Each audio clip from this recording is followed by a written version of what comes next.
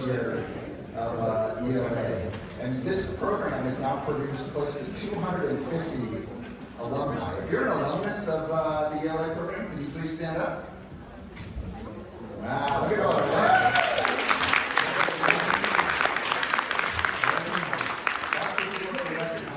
Continue to bring leadership and a strong example to organizations. So thank you for that. Couple few housekeeping items, right? So scan your QR code, please, to get your learning units for this session. That'll be up while I continue to offer comments. AI Virginia does have a foundation now. We have a fully bona fide 501c3 foundation, which can accept tax-deductible contributions. And I wanted to tell you what at least one of those are. We're running a couple of programs out of the foundation, and information is available on our website, or there's some little cards that are around that also speak of the foundation. But in the context of this presentation, I want to highlight one program that's been run through the foundation, and that's the Corey Claiborne Scholarship.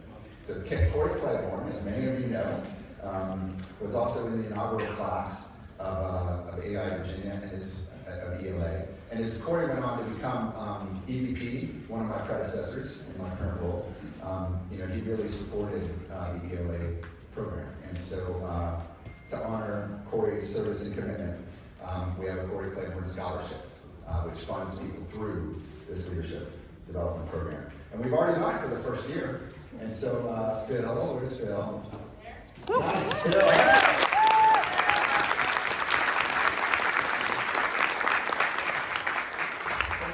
Phil is the inaugural recipient of the Corey Claiborne Scholarship. So we've already started that, and we'd like to keep it rolling. If you don't know Phil, probably most of you do. If you don't know him, he's coming your way. And you never brace yourself.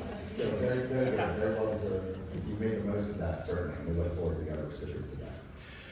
So ELA provides support and formative experiences and encouragement to those who are recognized as emerging leaders, for those who are already leading, and for those who will be continuing to lead. And so for those of you who have gone through the program, or for those of you who are going through the program and are very close to finishing the program, that's y'all. And for those who demonstrate in the present tense, right, promise in benefiting the profession and the organization and the built environment and the community at large. Those are very important roles. So we look forward to you continuing, not that you haven't started yet, but to continuing to all of the graduates of the program doing just that. Now I'd like to turn the attention to Hilly DiNardo, AIA, with Niles Bolton Associate, who has served as the chair for this year's ELA class. Thank you, Hilly.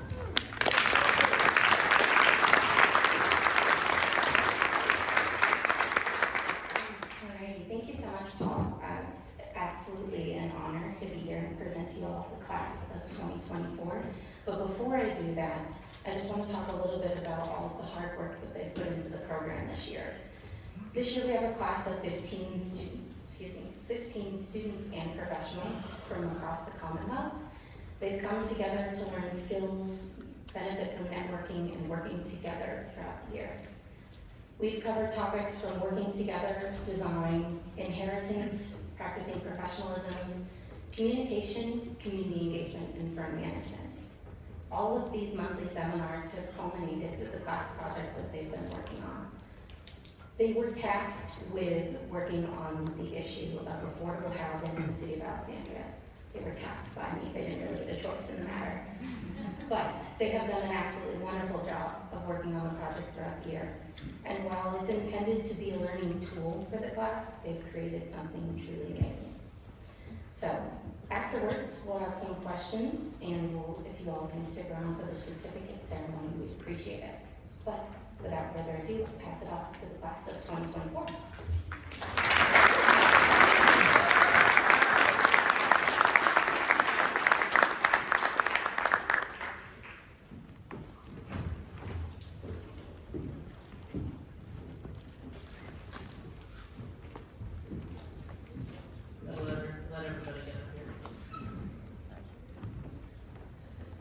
Thank you, Haley, and good morning, ARC-X.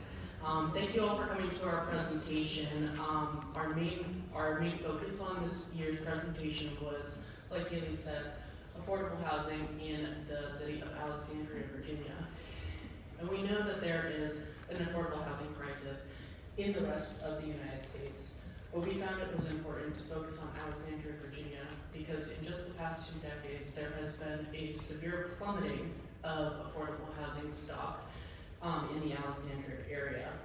And this not only affects low-income families, but it also affects young professionals, healthcare and emergency professionals, our teachers, and our senior citizens. And personally, my friend Akari is a healthcare professional in Alexandria, Virginia, and he had to make the impossible decision when his rent was raised. Convenience of driving to work because he lived near his work, or moving away, and being able to afford the bare essentials to live. So he had to make the impossible decision, and he chose to move 40 minutes away from his place of work, just to afford to live. And the class thought that there was a better, or at least a different way, to propose a more human-centered approach to affordable housing in the city of Alexandria, Virginia. And so this is what we looked at throughout this year. We did our research at the beginning of the process of the project. We engaged with the city and the community, and then we created, with that information in mind, a 2-part toolkit, which we'll explain a little bit later in our presentation, helping to educate and then bring a potential solution to affordable housing in Alexandria. But before I get too far ahead of myself, let's introduce the class first. And as I introduce everybody, they're going to give a quick wave so you can tell who's who, and then we'll return to our scheduled programming. So our lovely class, we have KJ Ammon, Philip Baxter, Zachary Britton, Danielle Gordon, Miguel Guerrera, Noor Kadi, Anant Jayaraj, or AJ, Tony Lynn, Bryn McClatchy, Shakrula Mirve-Delayev, who unfortunately couldn't be here with us today, Nikki Pardakti, Amari Ross, Emily Savoca, Iram Cesar, and I'm Jessica Sanganari. And let me just say, it has been an honor and a pleasure to work with everybody this year. But back to our regular scheduled programming, like I promised, I'm going to throw it over to AJ to introduce our thesis for this project. Thank you so much, Jess. So, in 2023, the City of Alexandria approved the Zoning for Housing proposal to boost housing production, improve affordability, and promote equitable housing. We tasked ourselves with analyzing the Potomac Yards and Potomac West areas, exploring how to effectively implement these zoning changes. Some of our strategies include increasing housing density within a walkable scale, involving essential community services, enhancing accessibility, and supporting marginalized groups. From these observations, the class aims to create a toolkit for the community and city to inspire and facilitate these changes. We began this project by defining affordable housing and gathering community input on its meaning. We explored its historical context and created an educational brochure to share our findings. Finally, we applied our insights to develop affordable housing solutions that address the current housing crisis. To begin understanding our project, we have Zach to ask a very important question.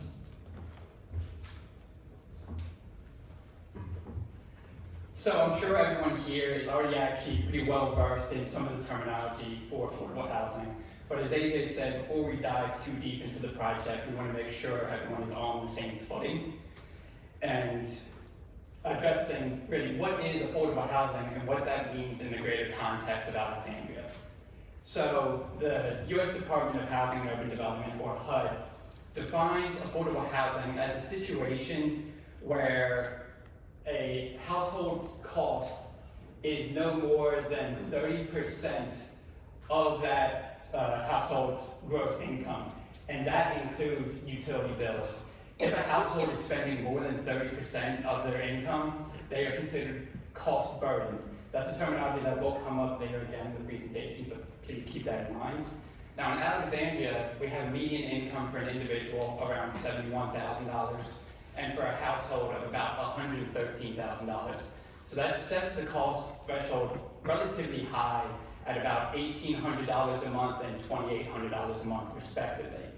But cost isn't the only factor for that's exacerbating this housing crisis. And I'm actually going to pass it off right now to Elam to speak about some of the other factors plugging into this affordable housing situation. So we are going to share some statistics. So between 2000 and 2017, Alexandria lost 90% of its market affordable housing stock.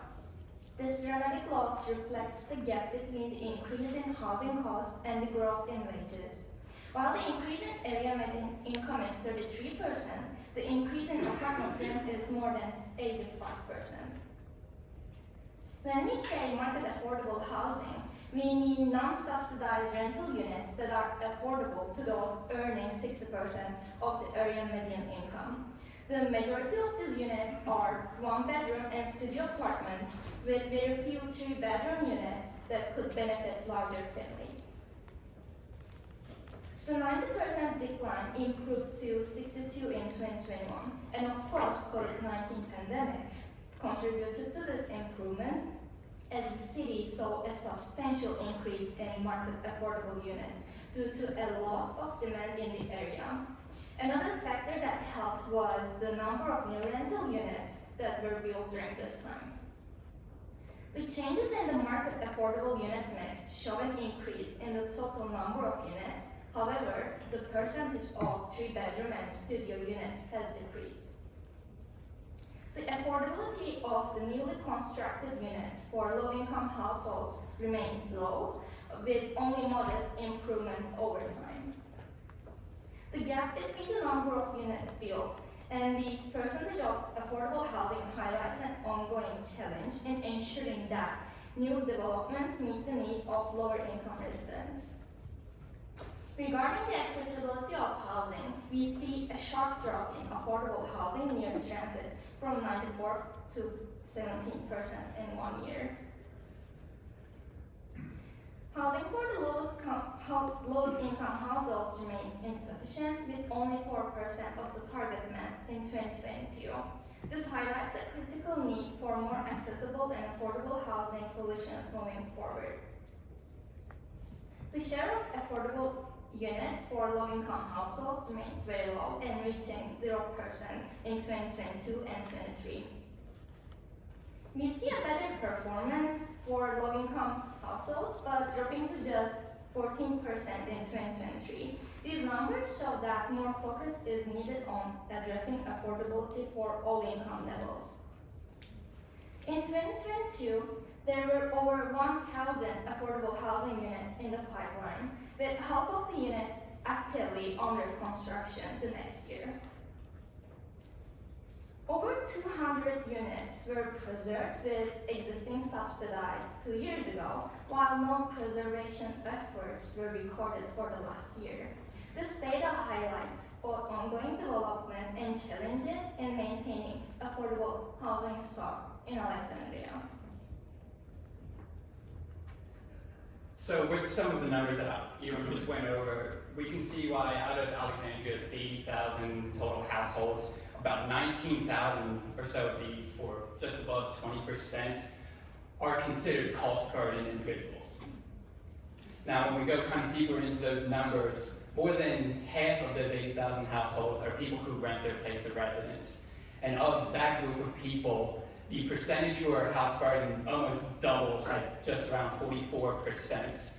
Now, just like Jess, I personally know someone who's dealing with these struggles. My younger brother is a high school teacher in the area. He's got a master's education. He's been working for several years. And despite all this, he recently also had to move to find a new apartment because just with paying his rent, he was spending over 30% before he even had to pay a utility bill. And it's easy to see why situations like these happen. When you look to the chart on the left, about 60% of all rental units in Alexandria have a price point at $2,000 or above, which is already over that $1,700 per month cost threshold for an individual that I mentioned earlier. And this kind of ties into the larger narrative of Alexandria, which is, it's expensive to live there. When we look at national averages, the average cost of living in Alexandria is about 30% higher, and just housing in itself is 84% above those national averages. This situation created an opportunity for Alexandria to do something, to have some action, and in the preceding years, they actually started some zoning initiatives that, again, I'm going to pass off to Autumn and let her go over. Yeah, as Zach was mentioning, all the housing challenges that Alexandria was facing has led the city to develop Zoning for Housing, Housing for All initiative. Zoning for Housing is a comprehensive proposal of zoning reforms with the goal of expanding housing production and affordability and addressing past and current housing production and affordability and addressing past and current barriers to equitable housing access. Zoning for Housing Development Recommendations for Alexandria provide a comprehensive guide to documenting successful development patterns, identifying neighborhoods that need a density increase to take advantage of existing public transit, mitigate congestion concerns, and expanding housing opportunities such as multi-family unit and accessory dwelling units. Neighborhoods within the city, such as Parker Gray, Rosemont, Delray, and Old Town, are recognized for their successful development patterns by Zoning for Housing initiatives and often cited by the community as enjoyable, engaging, environment places. Alexandria will now allow 4-unit buildings on lots currently zoned for only single housing dwellings, which represent 1/3 of the city's land. Though controversial among some residents, the decision to eliminate single-family only zoning will likely not change much of the city's existing infrastructure. Unlike Arlington's missing middle policy, which focused exclusively on altering the zoning code to open up single-family neighborhoods to duplexes, townhomes, and small apartment buildings, Zoning for Housing includes multiple other zoning changes meant to expand housing options. These reforms received both praise and criticism. Supporters argue these steps would help the discrepancies between housing supply and demand, while the opposition contend they will destroy Alexandria's historical character, stress city infrastructure with new residents, and lead to further to gentrification and displacement. From observing these reactions between the residents of the city, we realize the importance of understanding what the locals' opinions and ideas are about the current housing market. Our next step involved designing a comprehensive community outreach program to gather insights and opinions from Alexandria's residents. This process aimed to engage local residents through surveys and interviews to ensure we capture a diverse range of perspectives of the housing market and related issues.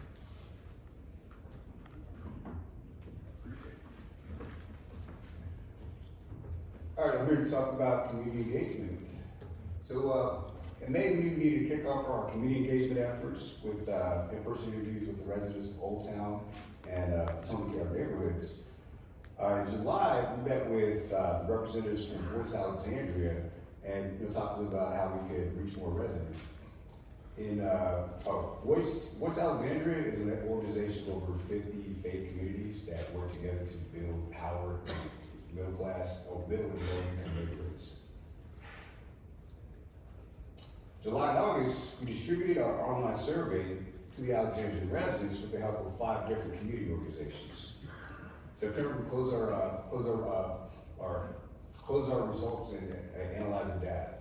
In the future, we'd like to work with the City of Alexandria to see how affordable housing research and our education efforts can fit in with their Housing for All initiative.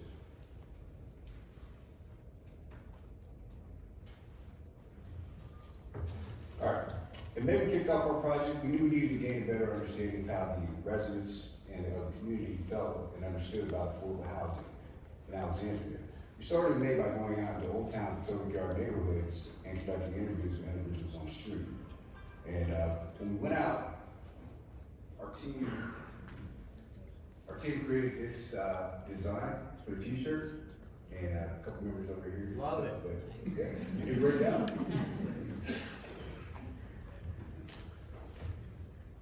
So going out and doing interviews, this helped us gauge where to focus our efforts. We found that the biggest need would be in educating the public on affordable housing opportunities, the city's past, current, and ongoing efforts into affordable housing in Alexandria.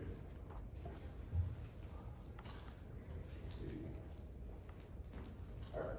So now here's some of the questions we asked, and the next couple of slides will be some of the responses followed by the questions. So, first question is, what's the first thing that comes to mind when I say affordable housing?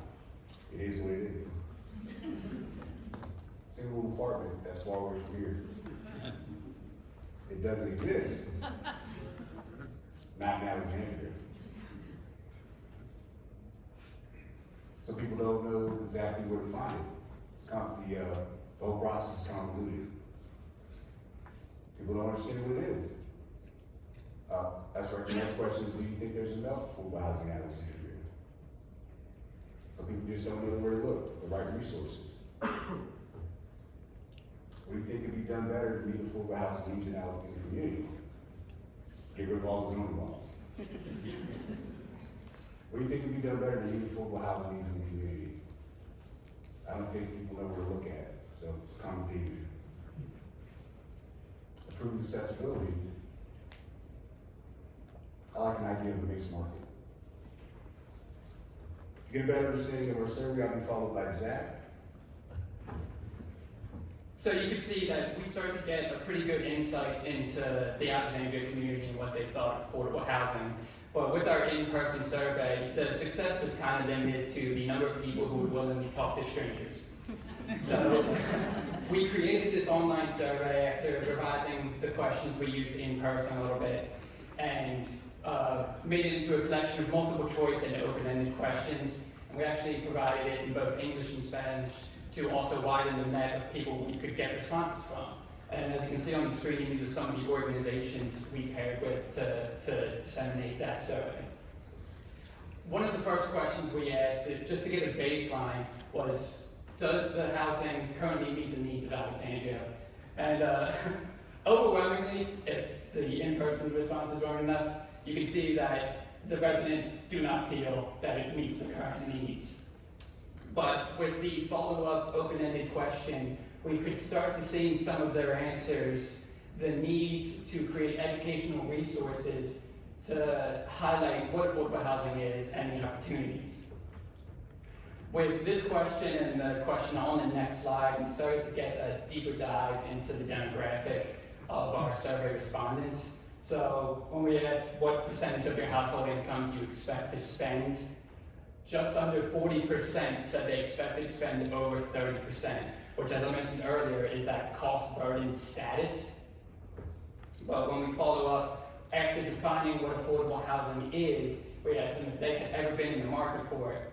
And only 25% of respondents had said that they expected, or they were expected to be in the market for affordable housing. So there's kind of a disconnect between what they expect to spend and if they think they're in the market for affordable housing, which again kind of proves the need for those educational resources.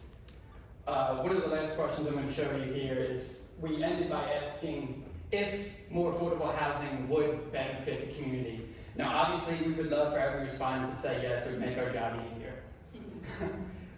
But we only had about 13% of the respondents say no, and in some of their follow-up answers, we saw common themes across their responses, and themes that tied into some common stigmas that tied to affordable housing. such as that affordable housing decreases the safety of the neighborhood or creates a loss of community, whether through the aesthetics or through the population. That affordable housing can lower property values and have a negative impact on schools and the surrounding infrastructure, or that affordable housing is just an unnecessary entitlement program.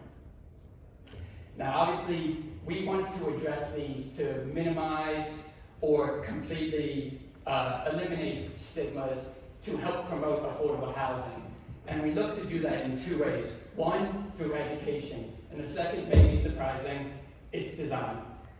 So with these two things, which we will talk about shortly in the toolkit and our master plan design, we can use them to, again, provide access to educational resources, address misconceptions, promote economic and social benefits, and implement inclusive design.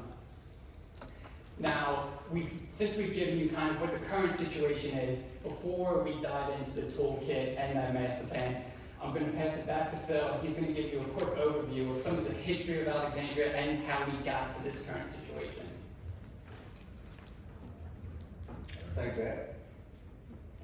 So, let's see. As I explained earlier in great detail, neighborhoods like Parker Gray and Delray are, now they've implemented from many positive changes in the city and in those areas, and they're now described as engaged and vibrant. And I hit the wrong button. Okay, there we go. All right, so the book Missing Middle kind of talks about, the author, Daniel Perel, talks about two specific race-based ordinances that appeared back in the 1900s that, Alexandria kind of adopted. We have first, get my notes in order, Ordinance 109, which mirrored the Euclid decision in Ohio versus Amber Realty Company, which broke down the zoning, or land uses into three zones. That's residential, industrial, and commercial, and commercial and residential used to push out African American property owners at the time. We also have floor area ratio, which once again, floor area ratio is impacts density by limiting the floor area of any given building in relation to the overall land area. And that made it difficult for different developers to build alternative housing types to solutions for affordable housing, and as well as property owners to add on. So many of these, it's important that many of these ordinances still are remnants of those still remain in effect today. It's important that the public is educated on it so we can move forward from that. At this time, I'll be followed by Jess to talk more about the toolkit and educating the population on affordable housing solutions. Thank you.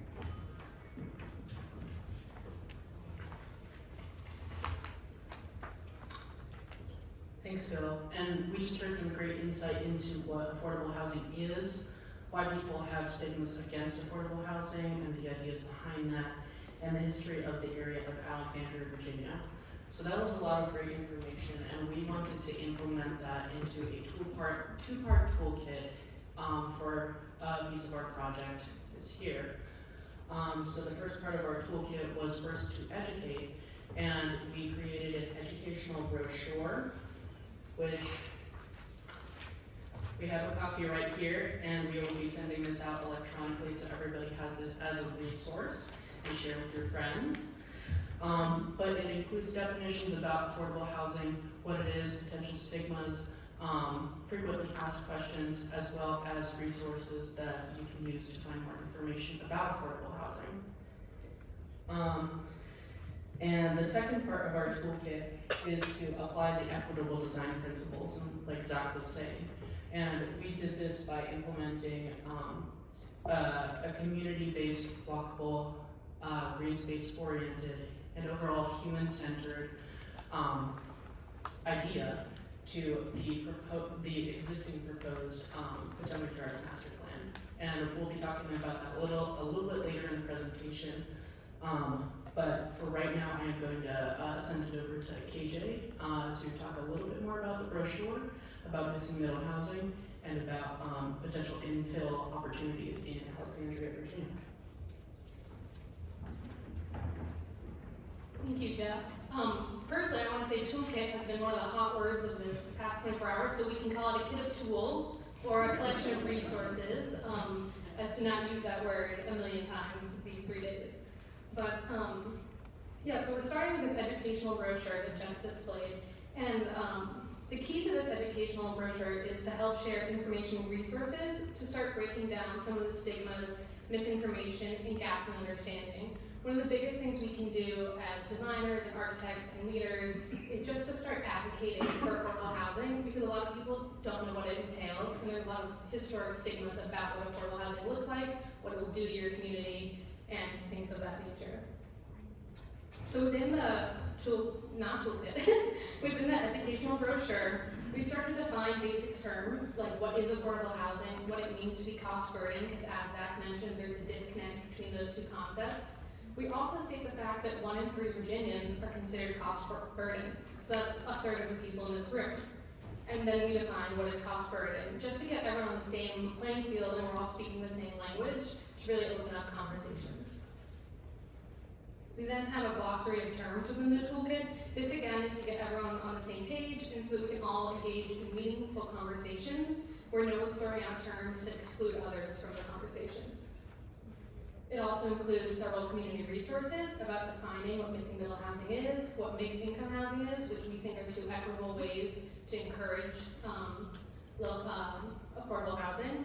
And then we have some online resources so people can do further research on their own after receiving the brochure. Next, we wanted to apply equitable design concepts to Alexandria. So I say equitable design concepts, but I don't want to lose the value of the word equitable, so I want to define what it means to be considered equitable design. We think equitable design promotes upward mobility, creates healthy living environments focused on humans, and encourages diverse communities in age, race, gender, and economic status. Sorry. And we think missing middle housing is the key to equitable design practices. Missing middle housing provides housing at a variety of affordability levels. It embraces and encourages walkability. It encourages diverse communities through increased unit density, and it fits seamlessly into existing communities and may already exist in the neighborhoods you live in. So that begs the question, what is missing middle housing? And this is a graphic from the firm Opticus, who has a lot of great online resources. I encourage you to look them up and learn more about missing middle housing, but we'll give you a brief intro to that concept. Missing middle housing is the housing that sits between single-family homes and large multifamily buildings that house upwards of 100 units. So it can be duplexes, triplexes, up to 12 units. It usually remains between 2 and 3 stories, and it really fits in a traditional neighborhood setting. And so as I said, it's duplexes and triplexes. As Phil and others mentioned earlier, it was made illegal in the 1940s through common zoning practices, but you can see in most of our historic neighborhoods throughout Virginia, this is actually a fundamental part of Virginia neighborhoods. You can see in Norfolk, Richmond, and Northern Virginia areas that this is what our cities were built on until it was made illegal. So it's not a new concept, we're actually going back to some of our historic concepts. The Alliance for Housing Solution is an advocacy group in Arlington that's gotten a little bit of conflict in Arlington for trying to promote missing middle housing. We think this drives our need to want to educate people on what missing middle housing is, because again, a lot of the controversy stems around people not knowing what affordable housing is and what it looks like and who it's for. So key concepts of missing middle housing is that it's walkable, they're smaller, it's a lower perceived density, so you're looking at things that look like large houses, and it's more inviting to meet your neighbors when you live in a townhouse, a duplex, or a walkable area. Here are some examples of missing middle housing that you might not even know is missing middle housing. The one on the right shows housing existing in Alexandria. So when we say we want to promote missing middle housing and people say no, I'm like, well, it already exists. Look at it right here. So these are examples of duplexes and townhouses with 2 to 3 units. Here's an example of slightly larger missing middle housing that still feels very residential. This is 4 to 6 units, and you can see what's called a Norfolk 6-pack, which is 6 units stacked shared balconies and faces the street. This is also very common on Monument Ave here in Richmond. A key factor of missing middle housing is that it prioritizes green space, whether it be through parks where communities can gather or simply tree-lined streets. Studies show that tree-lined streets make an area more walkable because people want to get out and experience nature, even be it just through trees. There are ways that this can become more affordable. A lot of these are stick-built residences, and then shared wall construction can also help reduce construction costs and increase density at a smaller scale. There's a huge market for missing middle housing, and I know the market might go against the concept of affordability, but it does prove that people want to live in these areas, and there's a rising demand for walkable neighborhoods. So in that, we wanted to study how can we implement these concepts of missing middle housing into existing Alexandria. We looked at it in 3 targeted neighborhoods, the first being Old Town Alexandria, the second being the Del Rey neighborhood, and then the third being Potomac Yards, which I know they're all labeled A, but that's not true. And C being Potomac Yards is a crucial one because, as we mentioned earlier, a lot of affordable housing doesn't have easy access to transit, and C has a metro stop right within, whereas A and B are both very walkable areas. So I'll dive first into Old Town Alexandria. It has a very high walkability score. I got the scores off walkscore.com, so feel free to look up your neighborhood and see how walkable they are. It has a 98% walkability score, considering a walker's paradise. So this is a place where you can walk to your job, you can walk to stores, you can walk to get groceries, and you can walk to hang out in your community. We picked this area because of this human scale and walkability. It's a great place to infill missing middle housing concepts. Here are some pictures of Old Town Alexandria showing that they're already utilizing things such as shared wall construction, and then a lot of the buildings are around 2 stories, but in the more urban area, it's up to 3 or 4. Here we infilled a missing middle lot that houses, I believe, 8 units. So this is taking an existing vacant lot in Alexandria and putting 8 units of density on it, where this could have been used for a single family house, but now we have 8 units and we've increased the density, but it still is only 2 stories, it feels very residential, and it doesn't feel like you're bringing in a bunch of density into an existingly wonderful neighborhood. The next is Del Rey neighborhood. This one also had a very high walk score, but it's considered a little more residential, and it's filled with more single family homes, so we think the solution for this area is to go with stick to mostly triplex, duplexes, and fourplexes, and not go up to 8 units because it would feel alien to the context of this neighborhood. So here are some images of the Del Rey neighborhood, and you can see that there's already some duplexes in the neighborhood, so this is not a foreign concept, we're just promoting an existing concept within. So here's an example of a fourplex that actually includes parking, so this can increase the site from 1 family to up to 4 families. Next, I'm going to hand it off to Danielle, who will walk us through our thoughts on the Potomac Yard Master Plan.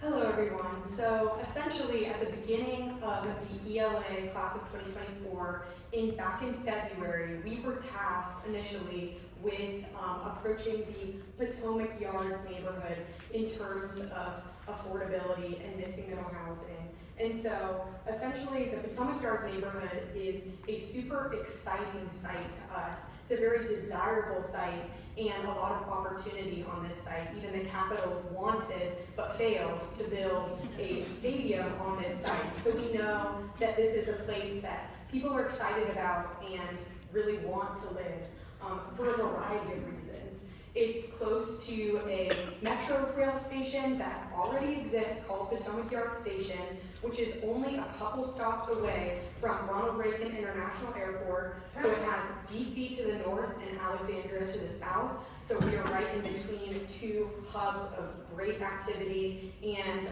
just a really exciting site. And another thing that's important to note is that Potomac Yards was once one of the busiest rail yards on the eastern seaboard. So essentially we're dealing with a blank slate site with not much existing housing on this site, and so we're not dealing with issues that we've discussed in housing and history, such as gentrification and housing displacement and pushing out minorities and other individuals. So we're essentially dealing with this blank slate site that is super exciting, and we could introduce affordability and missing middle housing. So this is a slide to kind of show you the character of the Potomac Yards, and by character I mean your classic American strip mall. And if you were to look at this photo, you would have no idea where this was in the United States of America, because it's just a parking lot and a strip mall, which is just super disappointing to see. And we as an ELA class feel that there is so much more that we could do with this site. And then on the top right, you can see the existing Metro rail station that's there, and the top left, just the land and opportunity that we have in developing this site. Also, I didn't mention this on the previous slide, the low walkability score, which is kind of surprising for this site because the actual North Potomac Yards neighborhood that we were tasked with developing is only a half mile in length. So clearly a place where you could develop walkability if you wanted to, if you only encourage development that supports this idea. And so this is kind of a sneak peek of our site, but I just kind of wanted to show the greater context. And keep in mind, I was planning on having a pointer for this presentation to be able to point to different parts of the site, so I'll just try my best to describe what's going on. So to this side, we have Washington, D.C. to the north, and then Alexandria to the south, and to the east we have the Potomac River, and to the west we have a smaller, more single-family home, residential type neighborhood. So we're dealing with a lot of different types of density, and we want to address that as a class in this site.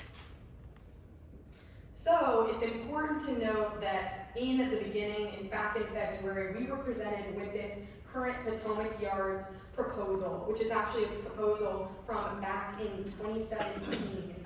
And so we've shown the research of everything that we've learned about this year, from just researching statistics about affordable housing, doing community engagement and learning where people are in their understanding of affordable housing in Alexandria.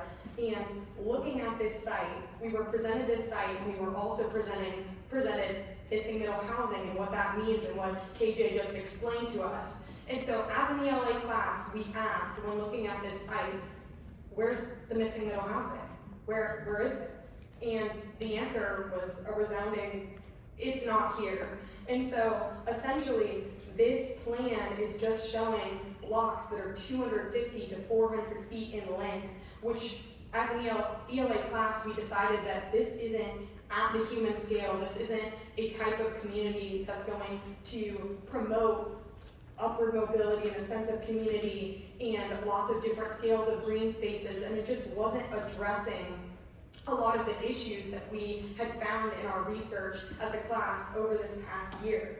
And so a couple important things to point out about this site that are existing and are not going to change is obviously the Metro rail station, which you can see at the top, which is at the east part of the site. And then also Virginia Tech has an innovation campus that they are building, and I will later show exactly where that is in a diagram, thankfully, since I don't have my pointer.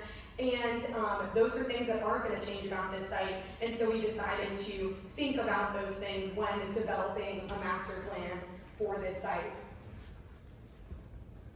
So you can see that this is the master plan that the ELA class was able to come up with. And if you look at the previous slide of proposed master plan versus, you would think, oh, these are drawn at a different scale, right?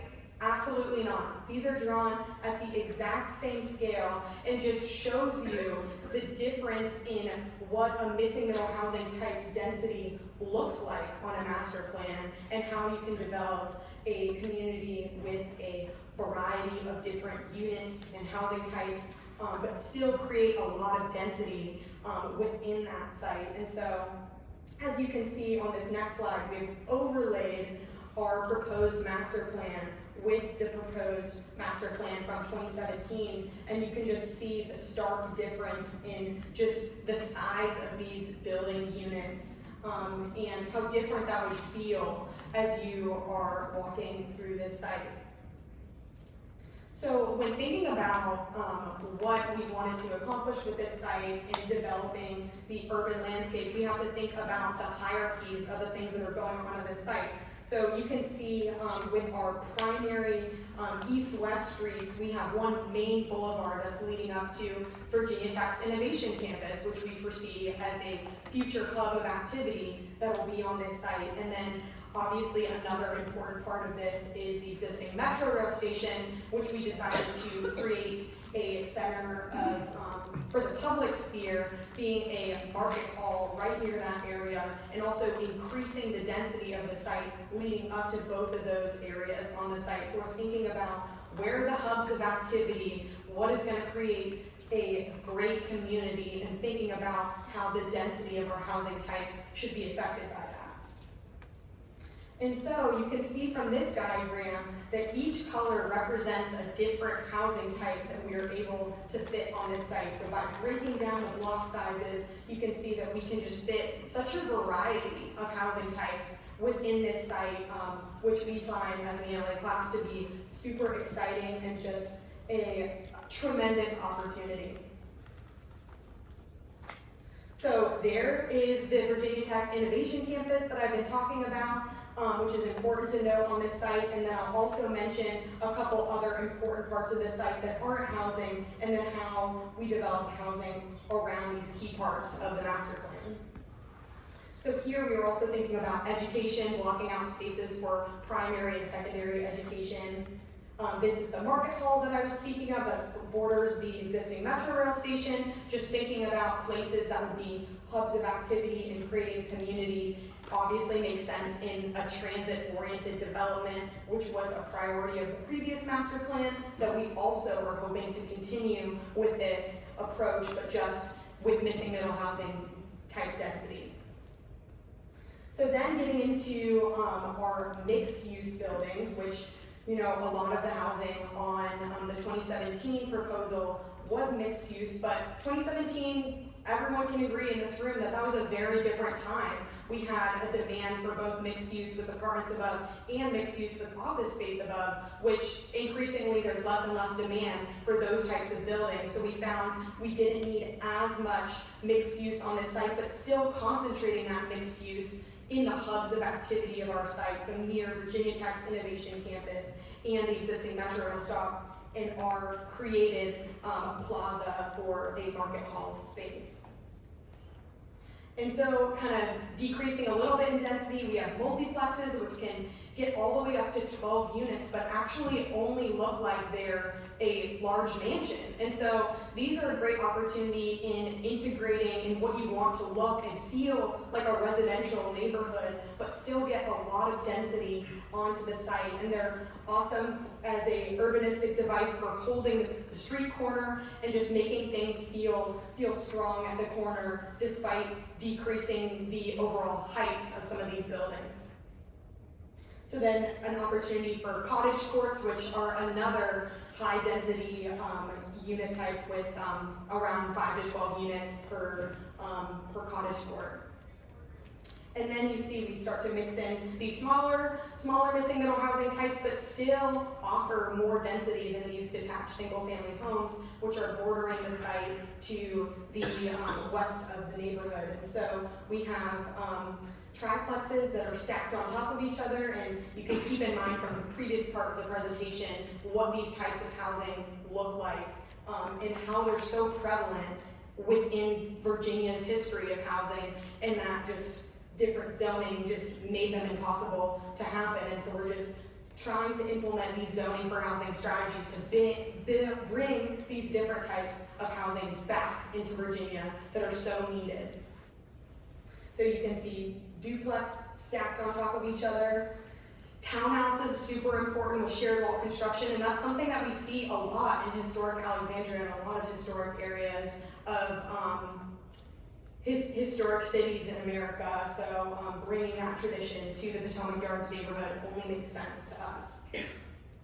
And so you can see, if you look closely, there's some dashed lines dictating, or circle dictating the walking shed of this site. And so, as you can see from the largest circle that encompasses the whole site, that is just a 10-minute walk, so a half mile from one end of the site to the other, from north to south, which just shows how walkable this site is and the potential for that walkability. And then, of course, in any walking shed diagram, you choose a important part of the site to show as your central part of the circle. And in that second circle, we chose to be the metro rail station. And so you can see from the radius from the metro rail station, that is only a 5-minute walk from the metro rail station. So you can really see the potential for walkability on this Potomac Yard site. And so green space is something that we prioritized as an ELA class as something that's super important for creating an equitable community. And so we have no large, like extremely large green space on this site, but instead implemented a variety of sizes of pocket parks throughout the site since it's only a half mile from north to south. That was what we felt to be an appropriate scale for the site. And so moving on to some unit tabulations. So this is an interesting way to think about the proposed Potomac Yard site and in comparing it with ours. And so you can see that we have a total of 1,441 total units. However, this is a very conservative number because this isn't including ADUs that can also be fit on the site behind the housing types, granny flats above apartments, and it's just, we're trying to, be as conservative as possible with these numbers just to not overestimate the amount of housing that could fit on this site. And so we are a little bit under what the originally proposed site is for this development. However, we have to think about holistically in developing places that we want to live and think about what does this mean for years into the future and creating a space that people want to live in, is desirable, and is creating these variety of housing types naturally and integrating people from different socioeconomics naturally into one neighborhood setting. And so that initial one, 2017 master plan has 1,700 units. However, we believe that with the addition of ADUs and further development of this master plan that we could get really close to that original number. And so we just wanted to show you a quick snapshot of the character of these streets that we're creating and the type of urban landscape that we're creating. So this is a section through 2 of the mixed-use buildings in our boulevard leading up to the Market Hall and Metro stop. And you can see that this is the densest part of our building. The buildings are tall, 5-6 stories, but it still doesn't feel overwhelming, which is in character with Alexandria and DC, not making these buildings too tall, but still increasing density. Getting a little bit less in density, but still at the Grand Boulevard leading up to Virginia Tech's Innovation Campus, you can see a section through 2 multiplexes and just showing the amount of greenery and just streets that are friendly to the pedestrian and prioritizing the pedestrian. Finally, we have a section through the smallest scale of street, which is a townhouse and a duplex. And you can see that this feels very residential in scale, which is addressing that neighborhood, that single family homes, predominantly to the west of the site. So overall, when thinking about what we learned as a class over the past year, we have found that the missing middle housing types effectively accomplish the types of neighborhoods that we want to create in creating equitable spaces where everybody has access to green spaces, community spaces, and a space that they feel that they can call home. And so we feel that taking the missing middle housing approach is the best way to accomplish these goals. And now I'll pass it on to AJ for the conclusion. Thank you so much, Danielle. So that's a lot of information that we threw at you guys. So just to recap, our efforts were focused on analyzing the Potomac Yards and Potomac West areas to effectively implement zoning changes that increase housing density within a walkable scale, involve essential services, enhance accessibility, and support marginalized groups, beginning with a clear definition of affordable housing and community inputs, we explored its historical context and created an educational brochure to share our findings. Ultimately, we've developed a toolkit for the community and city that inspires and facilitates meaningful solutions to the current housing crisis. The issue of affordable housing requires careful consideration of challenges and solutions, but we will need more than the efforts of a small group of designers. Folks, picture this. Zach's brother wakes up early, drives to school an hour away from his home, missing precious time with his family, all just to afford a roof over their heads. Or think about a healthcare worker juggling multiple jobs, always worried about how to cover next month's rent. These are real struggles in our community, and they remind us of the urgent need for affordable housing. Now's the time to get involved about this issue that affects all of us. Understanding the impact of affordable housing is a critical first step towards change. Whether you're an architect, a social worker, a policy planner, or just someone who cares, your voice matters. Together, we can break down barriers and create a future where everyone has a safe, affordable place to call home. We must join forces to make this vision a reality because everyone deserves a place where they truly belong.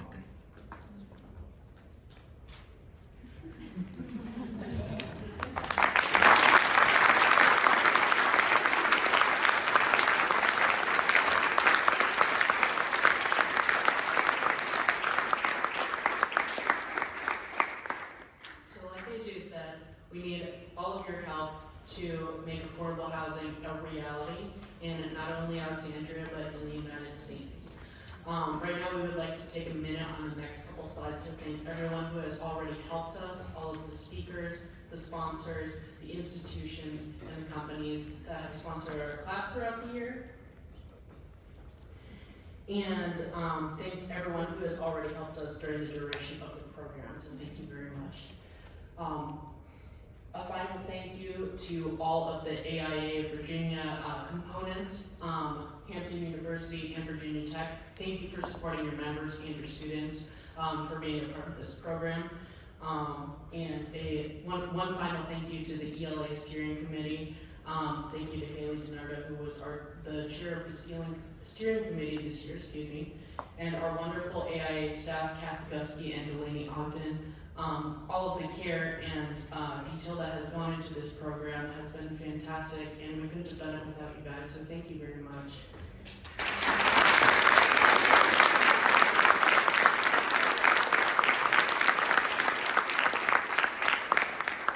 And now we have some time for questions for the class, if anybody has any.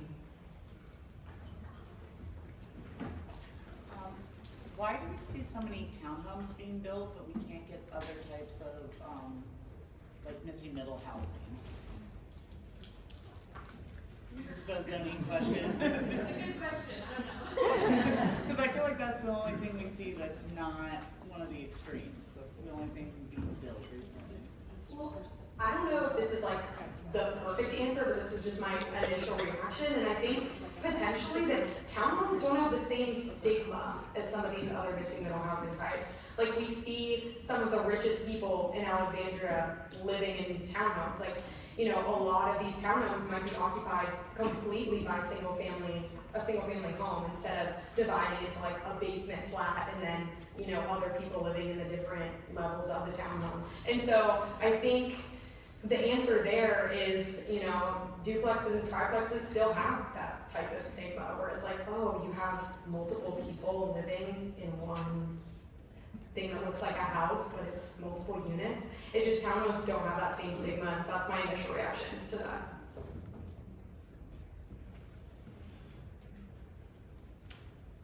So the thoroughness of your investigation, the graphic presentation, and the clarity is amazing. You guys should really be commended. It's beautiful. It's a pleasure to follow. It's also just really some great information, and I think a thorough explanation of this whole situation and a possible approach to it. I'm glad that you didn't get hung up on actually designing buildings. I think that leading up to what you're proposing is way more important. So the end of all this is, to me, this should be packaged represent the city, and who knows what would happen, but it's something that can generate discussion versus the kind of vanilla, typical kind of proposal that this is, replacing. So do you have plans beyond this point? Do I have good news for you? We have been coordinating with the Alexandria Affordable Housing Commission to create a brochure that we have just shown, as well as educational materials, including a booklet that is going to include all of our research about affordable housing in Alexandria, how it can be implemented, the design strategies, how it could possibly be used nationwide, right? Not just within this neighborhood, because we think that if we set a good precedent for affordable housing in Alexandria, that's something that can kind of be extrapolated across, other neighborhoods as well, not just in Virginia, right? The affordable housing crisis is not just in Alexandria, it's across the nation, right? So that's kind of what our approach is going forward. We are developing these materials, and we will have them, I believe, hosted on the website for the Affordable Housing Commission in Alexandria. So. I have a question. It looks density, like the magnitude of the problem maybe isn't captured by the missing middle density. It would be interesting to see your FAR numbers, with floor area ratio, and there's some, it looks enjoyable and very intimate spaces created with that, but I think there's maybe a middle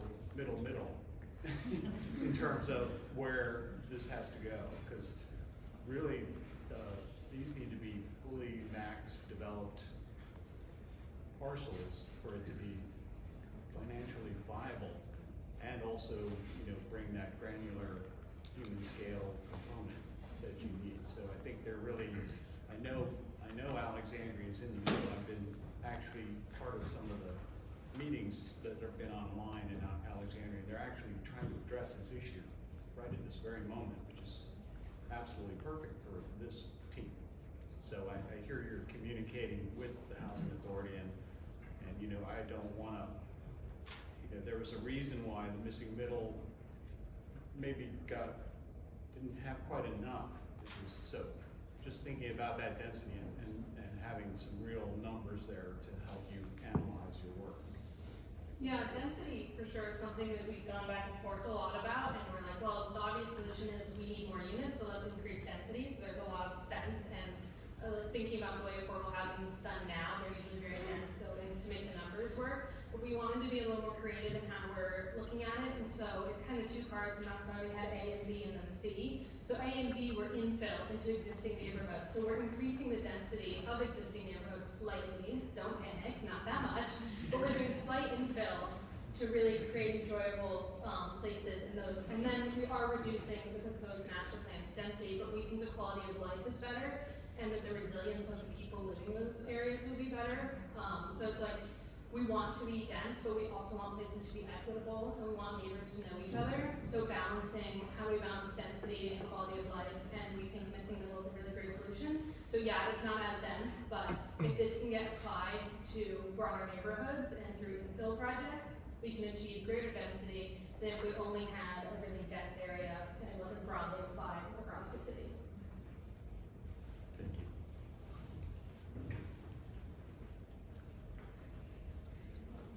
I was just wondering if you've done any, I think this is in with the other question, if you've done any analysis on construction cost per unit, and then also comparing that to the, I guess, the original proposal, which had many more units.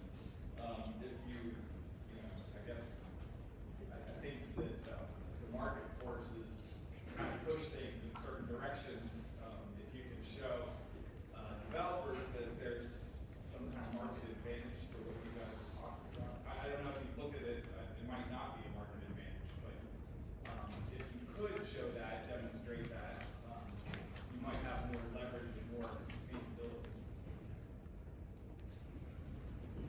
So, simply put, no, we don't have cost analysis numbers on it, just so we can get that out of the way.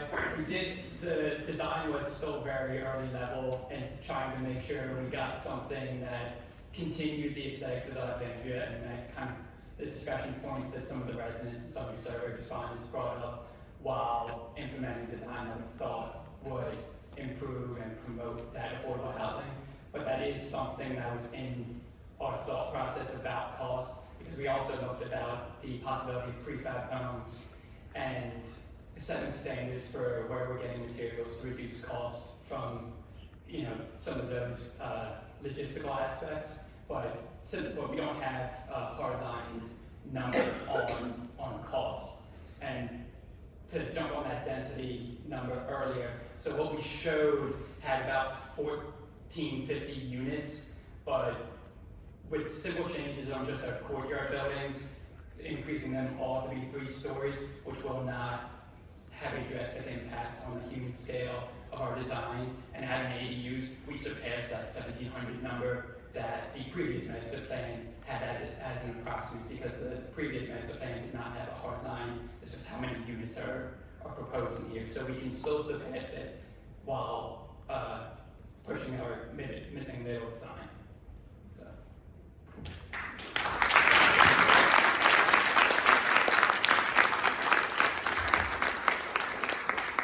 I'm Kelly, and I'm not a member of the ELA program. But before we lose you guys, I want to just give some recognition to some of the leaders, and also to just once again say how grateful I am that we're all together for this plenary session to be able to appreciate the work that's gone in to this program and the incredible results that came from that. So thank you.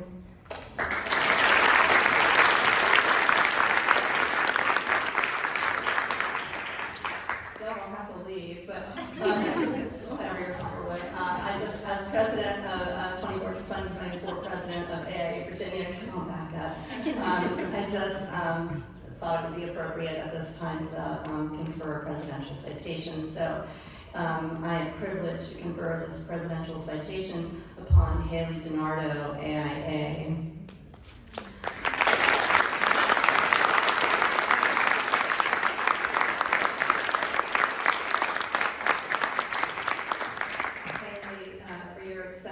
Model of leadership for AIA Virginia as the 2024 chair of the ELA program.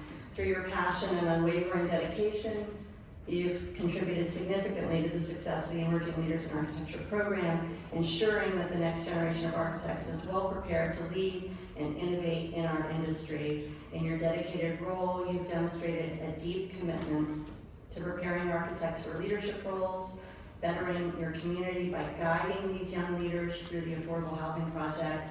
Your tireless efforts in mentoring, providing knowledgeable guidance has been instrumental in shaping the future of our profession. So,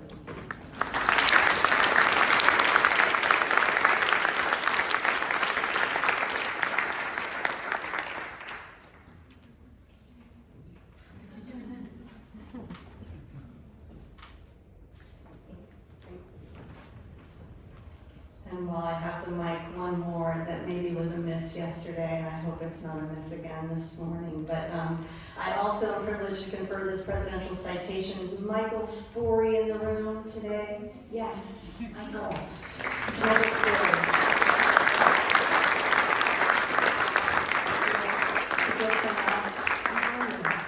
Are you here? He was here. He keeps escaping me.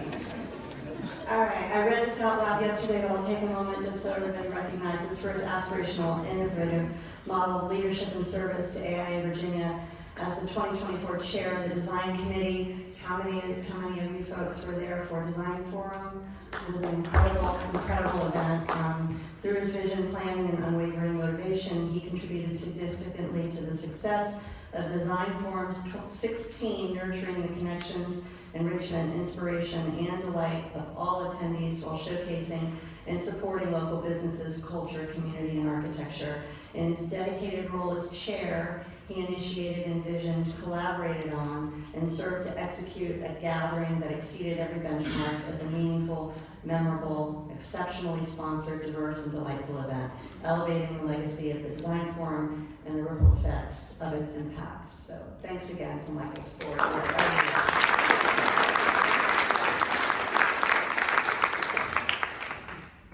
Thank you very much. So we need to conclude this session, but thank you for being here. Great job, class. That was fantastic.